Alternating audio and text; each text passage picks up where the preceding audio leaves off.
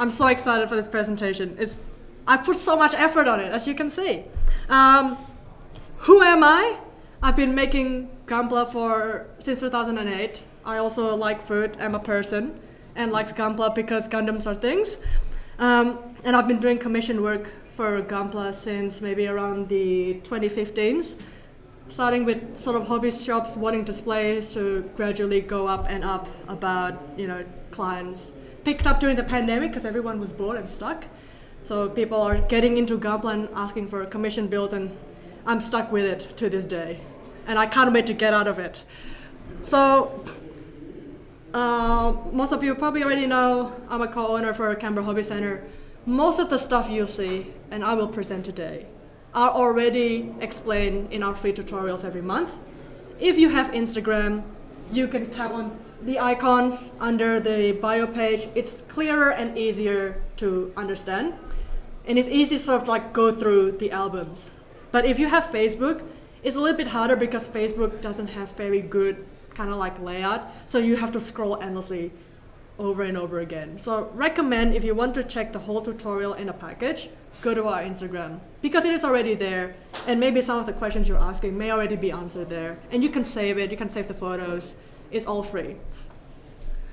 So the first thing I want to talk about, thinners and metallics. When I came back to Indonesia for the first time pre-pandemic, so that was maybe 2015, 2016, I came back to my old scale modeling club in Indonesia, and I brought in the latest commission I did for a client in Indonesia. And the first thing they told me was, the golds that you use, the metallic flakes are really big. What paint do you use? And it was sort of something I never quite realized. My metallic flakes are too big, what's that? I've just been using whatever paints I can get. But apparently in Indonesia and in Asian Gunpla building communities, they put a heavy emphasis to make sure your metallics are as smooth and as lifelike as possible. So when I asked them, what do you mean it's too big? It's like, what did you use to thin it? Oh, Mr. Leveling Thinner. No. You use rapid thinner. That's what I want to talk about. Everyone's saying Mr. Hobby Thinners. Mr. Color Thinner, Leveling Thinner, which is everyone's favorite, my personal favorite. But people seem to forget they make this thing called rapid thinner. Now, rapid thinner is more expensive and is designed for metallics only. And what they do is reduce the metallic flakes of your metallic paints. Because magic, or science, or chemistry. So if you look in the presentation, I want to see, So if you look at the difference between using rapid thinner and leveling thinner, rapid thinner sort of condenses the metallic flakes so that it's more smooth. And you can only use rapid thinner for metallics only. You cannot use it for pearls, you cannot use it for color shifts. It only works for metallics paints. So if you've always been thinning your metallics using leveling thinner, may I suggest rapid thinner?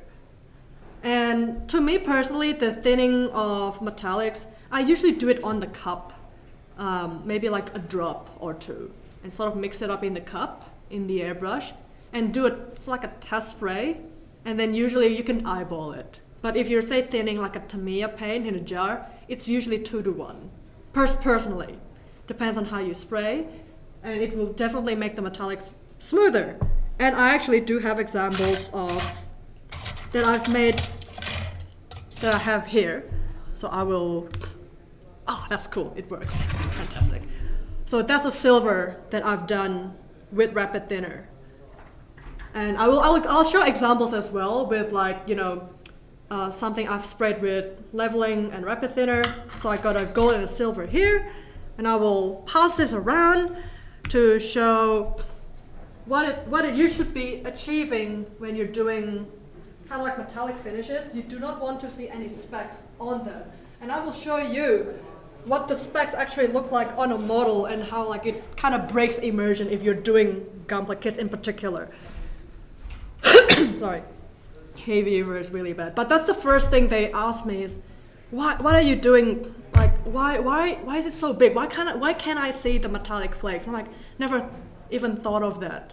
So that was a big wake-up call for me to try and get the metallics as smooth as possible. And high-level Gunpla builders nail this every time.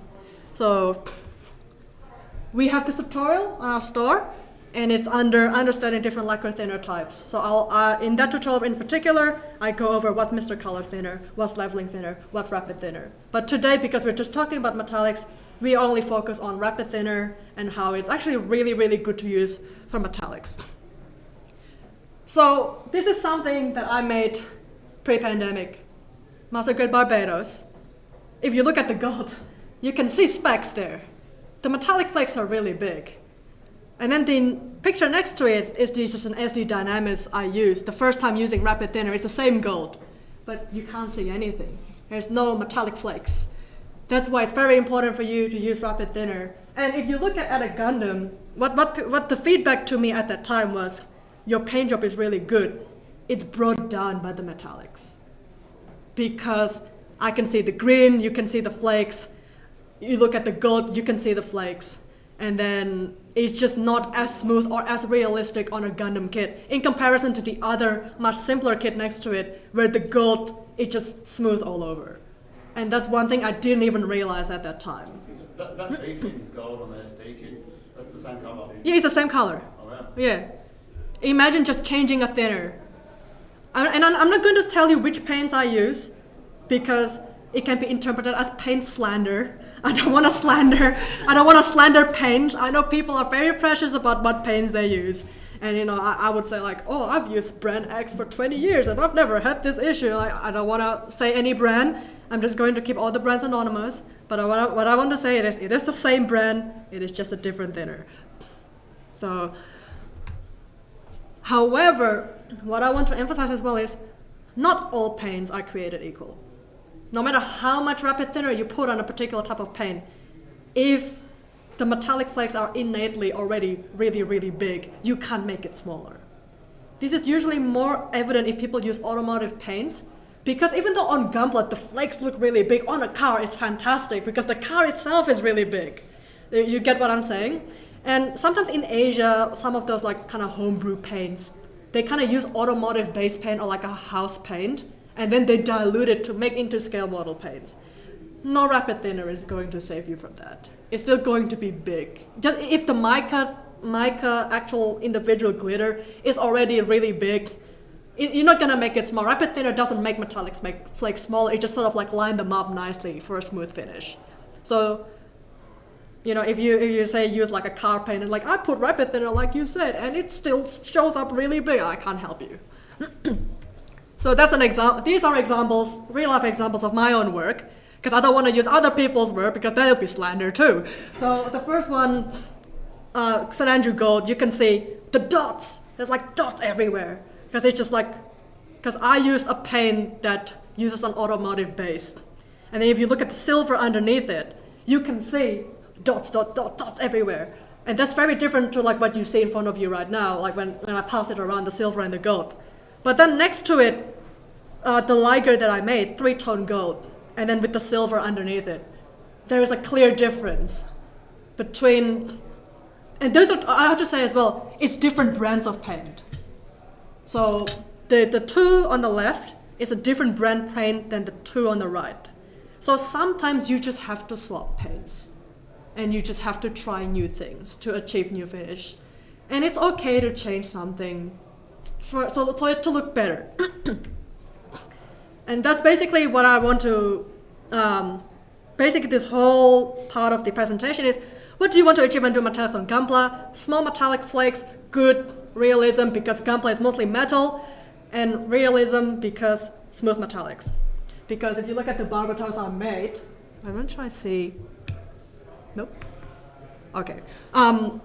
You can see like the gunmetal is flaky as well. Yeah, so you want to reduce that in Gunpla.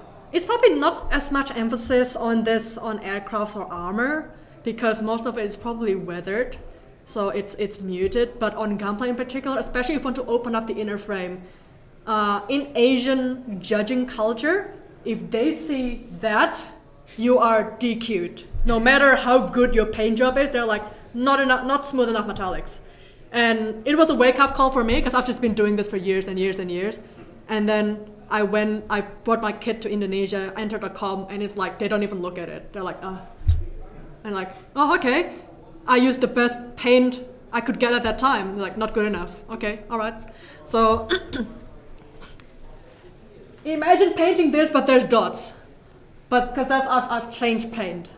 So no dots, no flakes. That's what you want to achieve. Especially if you're doing mecha, that's very important. Especially if you're doing something like this, which is like it's just all silver. Imagine if I use the previous that silver. It's just not going to look very good. So not all paints are created equal.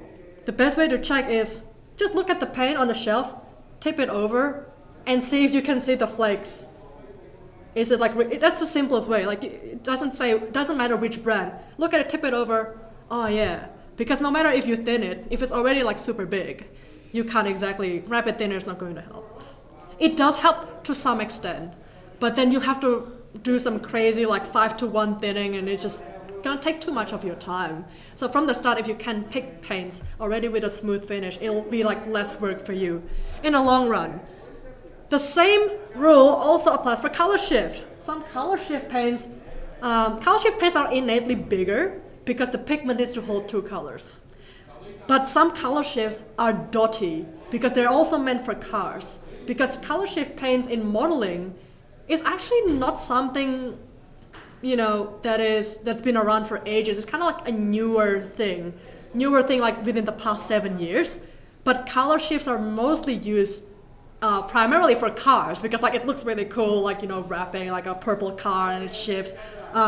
So most color shift paints, especially in Asia, initially use automotive base, but then some of it made it through like scale model paints too. So you can't use rapid thinner for color shift. I don't find that very useful. But if you can choose a color shift with sort of smaller metallic flakes, then it will be better. And I have an example here. The left one, so if you look at it from this way, the darker one is brand A, the lighter one is brand B. And you can see that there is a difference. One has bigger metallic flakes than the other. So in terms of Gunpla in particular, and this is really pedantic for me to say, you have to look for paints, you have to try different type of paints and see which one you like. I spent maybe like nearly 10 grand on paints in my lifetime. I've tried all the Asian brands, all the Australian, like all the US brands, like really like builder influencer brands, which I didn't really like. And it's just trial and error until you find what you want. But rapid thinner, try buy a paint, put some rapid thinner in it. It should help smooth out the metallics a little bit. If that doesn't help, then look for another brand. But try using rapid thinner, especially if you're doing metallics, especially your silver. Silver and gunmetal, very important in Gundam. I also, speaking of gunmetal as well, I have another set of butts. Two different types of paint, two brands, two different gunmetals. One is really rough, one is really smooth. But some people, for gunmetal is a little bit of a personal preference. Some people like a rough gunmetal because like, oh, gunmetal is rough, but some people like a smooth gunmetal. So it just the matter, like it's not like bad paints. It just what do you want to achieve? But so gunmetal is a bit of a tricky subject, just because in real life gunmetal is a bit rough and it has a little bit of texture. Any questions before I go into color separation? How do you know if it's automotive base or just trial and error? It's just trial and error. Automotive base I find is like really big flaky paints, because my dad paints buses in Indonesia, so he does like body work, and I would show him paint and he's like, oh, they're just car paint thin. Like he can tell like straight away. This is why I have to be very careful, because I don't want to commit paint slander, but there are some tells that he would tell me like, and you learn to pick it up. Try your favorite brand first, see how it reacts with rapid thinner, and sometimes it fixes it and you're like, great, fantastic. Now I can use the brand that I like and it's smoother. And sometimes like it makes no difference, and you're like, okay, maybe I need to start looking elsewhere.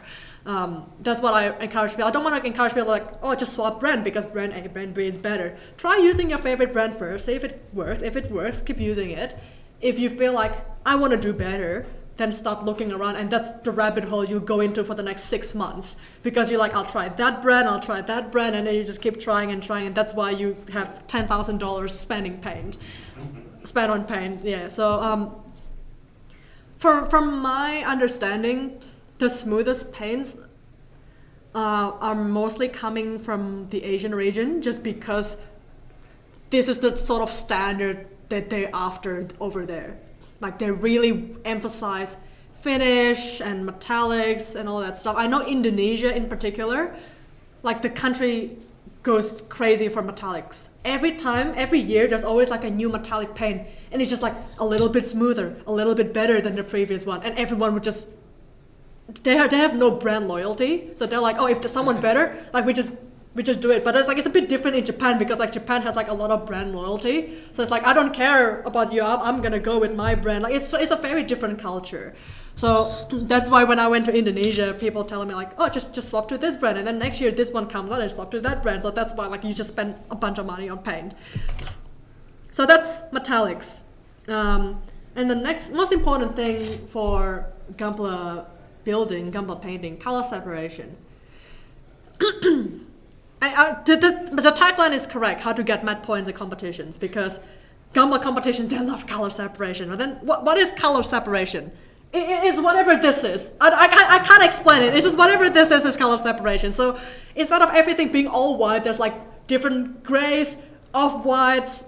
That's color separation. And I disemboweled one of my Gundam for this. So there's like white and 2 grays, and then 2 shades of red. So I'm gonna pass this around, and I also have this leg piece. Actually, I'll just show that. Yeah, this one and this leg piece. You can have a look around to show color separation. So that's very important. Color separation is usually from the lighter hue to the darker hue, or you can do a reverse as well. You can start your Gunpla as a really dark color, coming out to a lighter color. That's okay as well. The most common color separation is usually the grays, so white, light gray, gray, or maybe light red to dark red, which is what I've done. But then you can do that in other colors too, blue, yellow, green. And because Gunpla as a subject has a lot of panel lines, have a lot of armor pieces, it just looks really nice if they're all different colors instead of just one. And I don't know who started this trend, because I remember when I first started in maybe 2008, 2009, this wasn't a thing. And then someone did it, and then it just becomes the standard. So thanks to that person, I'm pretty sure this wasn't a thing back in the early 2000s. But yeah, purple, and some paints, they do have sets. Or you can ask like whoever makes the paints. Usually they have like gray 1, gray 2, gray 3, gray 4. Or you can sort of just put more and more white as you go around, or put more and more black. So you don't have to buy like 6 different paints. You can just use the same base color and just make it lighter to save money. So some tips and trips. Darker colors usually as trims, but you can use lighter color as trims. I've seen that work really well. If you want to do color separation, decide on the paints first and make sure the colors don't clash too much. The example there is like it's clashing a little bit too much, like the white is way too white, the gray is way too gray. So make sure like it's a little bit smoother. And then that's pretty much it. It can take quite a bit of time to sort of like nail color separation. But to me, the most important thing is making sure what color you want your Gunpla to be first, and then sort of like, okay, I want my Gunpla to be blue. Can I find the light blue and the dark blue? If I can, then I will commit to that color scheme. If it's not quite right, then maybe I'll look for another color scheme. Some paints, like I said, sometimes they already tell you gray 1, gray 2, gray 3, gray 4, but some of them is like ghost gray or like rough dark blue, and you're like, I don't know which one goes after this, and then you spend another $50 trying to figure out if this blue is correct. But color separation does net you more points in competition because it is a higher skill, because you have to do masking and you have to match colors. So it just looks nice on a Gundam in particular. You probably don't need color separation on an aircraft. You don't need color separation for armor. You definitely don't need color separation on a car or ship.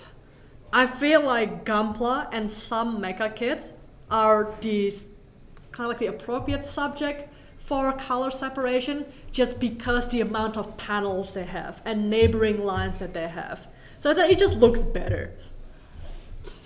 Before we move to Candy, any questions on color separation? I mean, you weren't talking about just sheer contrast there, were you? Because, I mean, it does look better if you had a large contrast on some of these things. But you have to stay in the hue range. Correct. Yeah. So you can have dark grey. Correct. So, okay, but it has to be the same hue. Yes. It's like if it's a neutral grey, it's a neutral grey. Yeah. You use a neutral. If it's a sort of a warm grey, you use warm. Yeah. Stuff like that. It's something like that. And you can go a little bit funkier, and sort of I've seen people with two completely contrasting colors for trims. And it works well, like cyberpunk colors is a good example. It's like blue, like neon blue and black and pink and like neon orange, and it does work too. But the more colors you can pack, I guess, into a section, the higher points you'll get. Because that also kind of counts as color separation. And it's like, oh, it's more skill because they spent 2 hours masking this little piece like what I do. It's like, oh, that's like 1 extra point. It's like, thanks. Thanks for that. All my 2 hours effort for 1 point. Yeah. So how do you mask? Like that's really what the example is really. I have people following me on my Instagram, and every time I mask something, I would post it, and people's like, how do you do that? But I'm like, I don't. I just you just cry. That's what you do. Yeah. You follow the standard to me. Yeah, masking tape. Cut it into triangles and squares. I find like triangles and squares and like long strips are the most used shape. Triangles cover your edges, squares cover your other things, and rectangles usually for like visors or like strips Of the curve. of the curved parts. Or you can also use liquid mask, which is I've been using that more and more now. It's brilliant. Well, Yeah. As a newbie, right, with that stuff, it turns out really bad. Yeah. So I found it really just hard. use squares, make squares and triangles. Masking. You can get this like little mat that you put the tape Yeah, on a table and cut with the mat or cutting templates. Yeah. About the mat or The liquid masking. quite a few different ones as well. There's putty because I've used combination putty, liquid, and paper on one project, and I've never wanted to cry harder. So you get used to it. People say your detailing is so good, all the masking. How do you do it? I don't. I don't. You just do it. Those also got the black lines. Are they part of the masking? So the black line is usually is what we Gundam builders call panel line. It's already molded in the plastic most of the time, or you can rescribe it to make it deeper. So when you mask, you have to mask just before that, so the liquid, like the panel lining solution, can still kind of make its way. Because if it's too thick, then you have to rescribe it, and then you'll lift up paint. And we all been there, and yeah, we cry. If you've got a panel with panel lines at each end, you're masking over. Yes, the correct. panel line to paint the Just before the panel line. Yeah. So it's it can be, because sometimes you can put the masking tape over panel lines, and then you can use a really sharp knife to sort of like cut to shape on the piece itself. Just make sure you don't slip, because then you'll have a nasty gash, and then you have to fix that too, which I have done to me. Candy paint. Everybody loves candy paint. It's actually really easy. It's actually not very hard to do. Start with a silver base. Start with a very slight, just do like a little mist coat first. Why? Because you want to check if your silver base is cured first. Because there's nothing worse. You do your silver, okay, I do candy now. Spray the candy and the silver reacts underneath. So I always tell people, start with a silver base, do a mist coat first for each piece.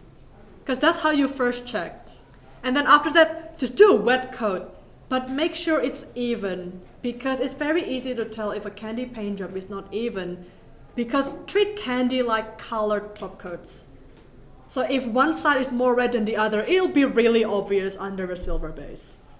So just do it slowly. Do not overuse the trigger. Like if this can be like an airbrush.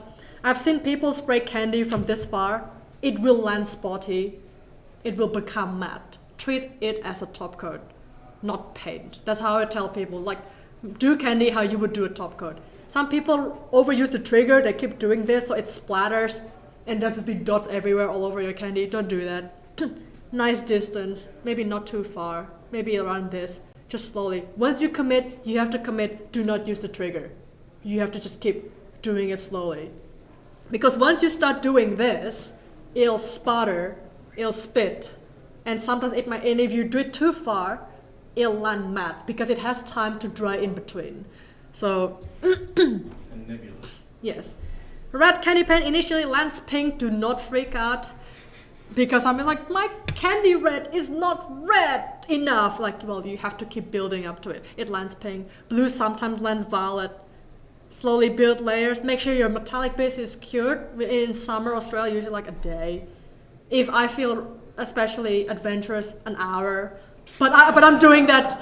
But I'm taking that risk. Like, I mean, I've done this enough times to know that it'll be okay. But sometimes you just gotta.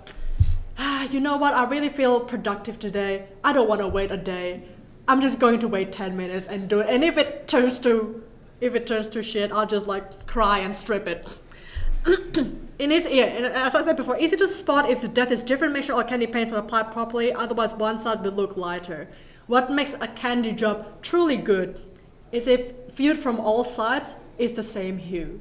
Because sometimes people do splotchy candy and you sort of look on one side, it's like, oh, you can see like a bald patch, if that makes sense. Like, it's not quite a bald patch, but it's like you can tell that in the middle, it's just a little bit wider than the other sections, and it's really easy to tell. Especially like if you're a high-level Gunpla judge and you sort of like have seen a lot of candy. This is also a tutorial that I've posted in the store, Instagram, maybe like 2 years ago. It's one of our very first tutorials because we had a lot of customers really struggling to do candy, or like it just doesn't quite land well. So it's also on our Instagram. It's free. How to fix candy. The major thing that people need fixing is fingerprints, because we are not patient. I'm not patient, and I've put things together when it just doesn't quite dry yet. So you get fingerprints on your candy. To fix it is really easy. Get your gloss top coat, mix it with 3-part thinner, and then just spray over it. And it will fix it.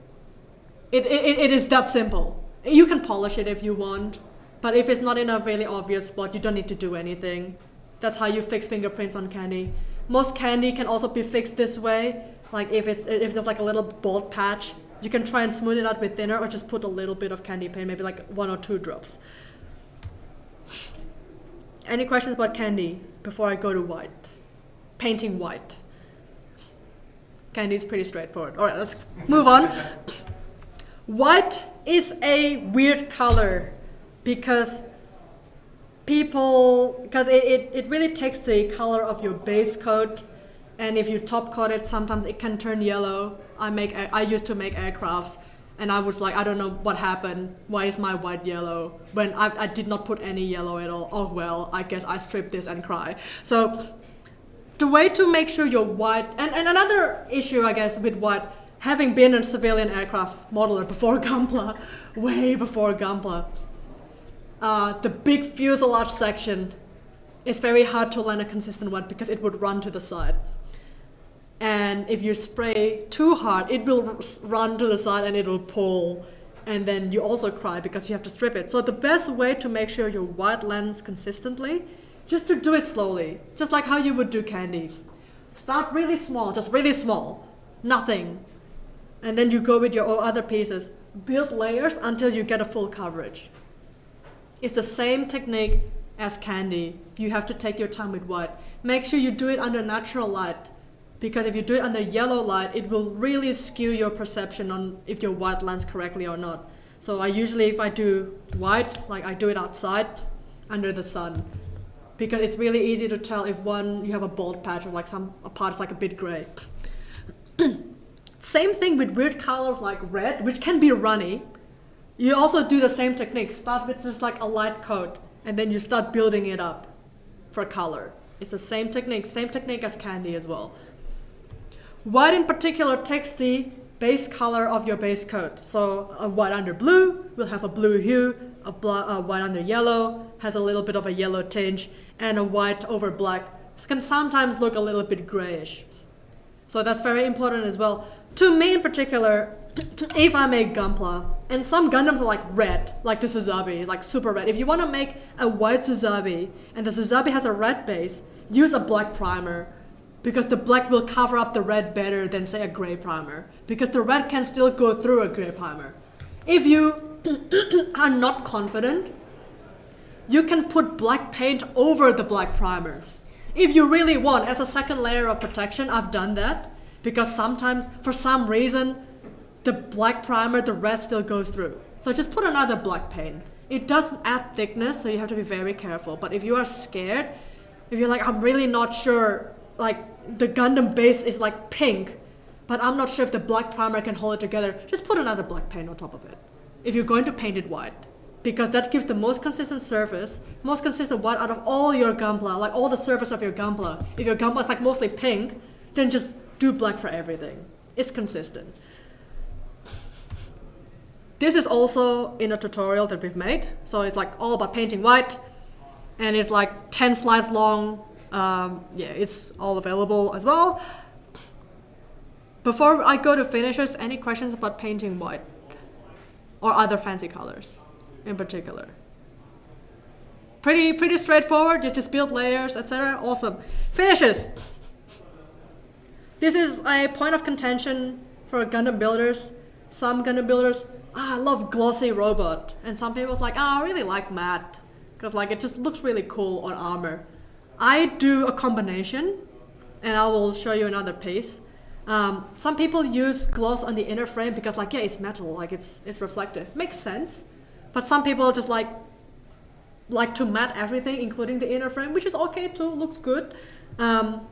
It depends on the Gunpla as well. Like depending, like some Gundams have like really big surface area that looks really good gloss. Sananju, Char Suits, Red, it's like a very candyable sort of Gunpla. But some of the more classic probably looks good in matte, but it just depends on what you feel. You can have different top coats on one kit. But if I tell you that you can experiment and try something new. So if you look at the slide that I have of my aerial that I just finished, did you know that there are 3 top coats being used there? You can see the matte body. That's semi-gloss, that's gloss. And that's semi-gloss. And I have this like this gun piece. This has 3 top coats in it. So the trims are semi-gloss, the metallics are gloss, and the armor panels are matte. And it looks so good when you combine different finishes together and you can see different lights reflecting instead of all gloss or all matte. But it does require a little bit more effort. So the easiest thing if you want to try 3 finishes on a kit, like antennas, make that semi-gloss, the thing in the middle, make that gloss. It already makes a lot of difference. Like the collar, you can make that semi-gloss or gloss with a matte body. And that's already like usually more effort than most people. I'm going to pass this back as well, because this tip here is semi-gloss, but it's a matte body. And I want you to look at this gun that I made and figure out where is the gloss, where is the matte, where's the semi-gloss. So that's also an extra point in Gunpla competition. Apparently finishes is very important. So yeah, that trip to Indonesia that I went to really opened my eyes to some really, really big rabbit holes I never knew existed. And it just makes everything look so nice. So give that a shot. Yes, sometimes you have to mask in between top coating sessions to achieve a 3 finish kit. But it is so worth it. Like that has 2 finishes, a gloss top and a matte base. So you can make 2 or 3 finishes. However, it depends how much you hate yourself that day. Oh, I feel really lazy. I'm just gonna do matte today. Good on you.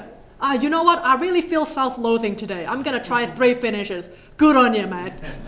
Do you have to do them in a particular order, or if you matte everything, you can go gloss To up? me, the order is easier to do the gloss first because I don't have to change my cup, my airbrush cup. Because if you do matte first, then you have to do gloss. You have to clean your airbrush. But if you do gloss, semi-gloss, matte, you don't have to clean your airbrush cup. But I'm lazy. But it really depends. Like if you have to do the matte first, you have to do the matte first. But sometimes like I've done, you know what, I'm gonna do the gloss first, then semi-gloss, then matte, because you don't have to change, you don't have to clean your cup. Because like from gloss going down to semi-gloss, if a little bit of gloss comes through, you can't tell the difference. But like if you go from matte to semi-gloss to gloss, some of the matte residue can carry over to the gloss. And So are you mixing your own semi-gloss? some paints already have semi-gloss. Okay. But usually if you want to make your own semi-gloss solution is 60-40. So 60% gloss, 40% matte. Or 70-30. That's usually enough. A bit more gloss than matte. Yes, more gloss than matte. You don't want more matte. You want to make sure that it's reflective enough to not be the same as the gloss. But you want to achieve it more to the matte side. So it's just like, yeah, it's a bit hard to explain, but you want to lean more to the matte side than the gloss side. But enough for it to still be a little bit reflective. So you don't want to lose all of the gloss either. That's it. Fantastic. Do you have any other questions in terms of just like painting and fundamentals in particular? I hope that it's been helpful. I hope the buds have been helpful. You forgot to make a final slide. Yeah, I know, I forgot, so I put that there. But it's very important. See, now that I've given you this cursed information, because it is cursed information, I never thought of this. Like, oh yeah, I just like painting, just spray. It's like, oh yeah, your metallic flakes are too big. And like, what do you mean? It's like, oh, it's all just matte. Like, why don't you do like 3 different topics? Like, now that I've blessed you with this cursed information, you can go down and look at paints and start judging their metallic flakes.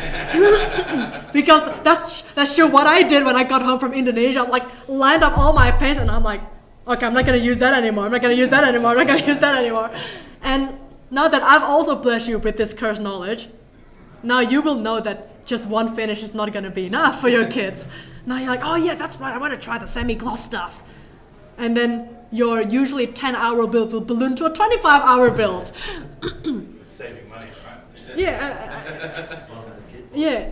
So it's so that's what's really important, I guess, like in Gunpla building, because people ask me, how do you like what makes a painted build like different than the other? Like even though you do shaded build, because I don't really like shaded builds in particular. It's a me thing. It's a preference thing. I just like solid colors. But you know, how do you like, especially in a high-level Asian Gundam competition, which is like super toxic and like everyone is so try-hard and they nitpick everything. I find rather than fancy techniques like shading, even like if you nail the fundamentals, you'll net more points. Because you would think like, oh, shaded Gundam, you know, so much effort goes into it, different type.